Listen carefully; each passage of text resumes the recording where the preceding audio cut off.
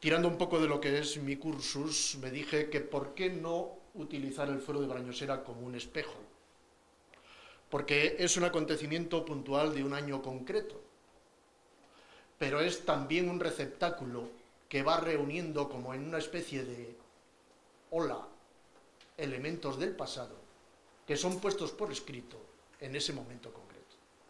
Y me dije, esta es la mía. Si a fin de cuentas la descripción de los topónimos, la descripción de los márgenes que el fuero cita, contienen una historia pasada, ¿por qué no intentar situar el hecho fundacional del fuero, buscando en ese pasado un proceso constitutivo que nos haya llevado hasta él? En tal sentido, yo he planteado una intervención que tiene que ver con los prolegómenos de la historia de Brañosera en el contexto de la colonización medieval, alto medieval. Lógicamente, busca ilustración en el fuero, cuyo texto básicamente tienen aquí, y también en las sucesivas confirmaciones de los condes castellanos. Por tanto, ahí está el espejo en el que vamos a mirarnos, básicamente con relación al pasado.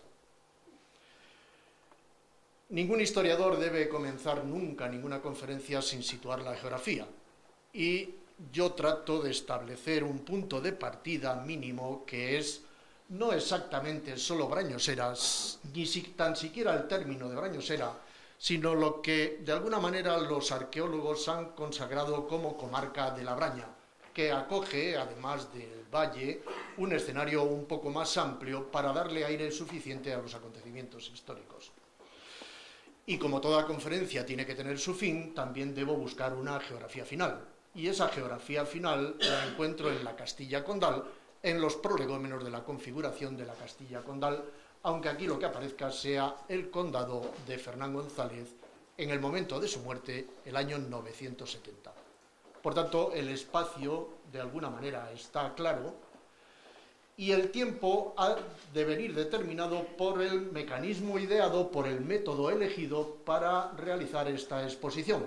Elementos premedievales, por un lado, y los protomedievales, por otro. Los elementos premedievales me van a llevar muy lejos, nada menos que hasta el Hierro II. Como es lógico, esto se puede interpretar, pero yo lo defendería pasando por la época romana, lo que llamo época nativista, la época visigoda y musulmana, que resulta que no deja huella ninguna, y finalmente el periodo protoastur, que nos pone a las puertas ya de los elementos protomedievales de la creación del fuero de Brañosera y, por tanto, de la siguiente conferencia.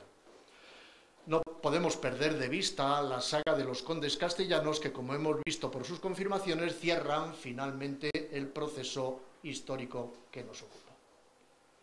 Vamos, pues, en busca del pasado. Y yo encuentro en el fuero de Brañosera dos expresiones, ipsa longa silva brania ossaria, por un lado, e illum pandum porquerum, por otro, que me permiten perfectamente remontarme como mínimo a la segunda edad del hierro, es decir, a los viejísimos Cátali. Estamos, por tanto, en un territorio en el que el punto de partida inevitablemente tiene que ser el fuero de Brañosera, pero también a su vez es el término de llegada.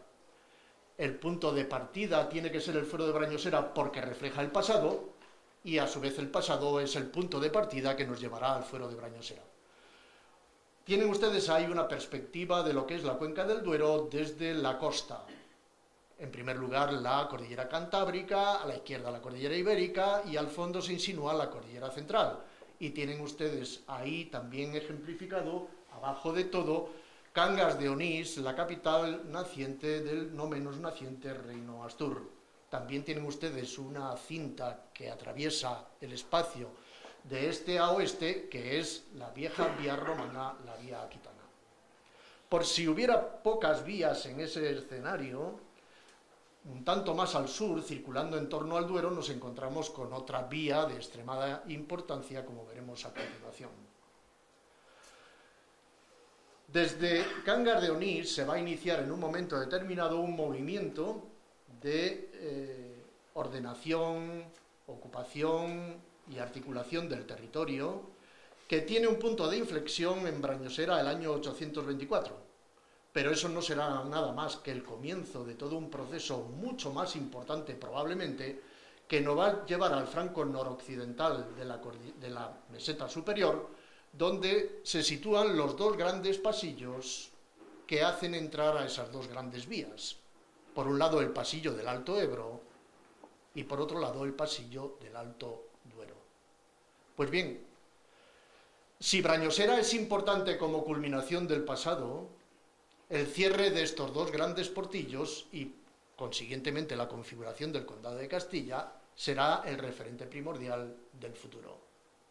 La historia de Brañosera no solo es importante porque tenga un fuero del 824, es importante porque culmina una historia anterior y es importante porque arranca una época subsiguiente.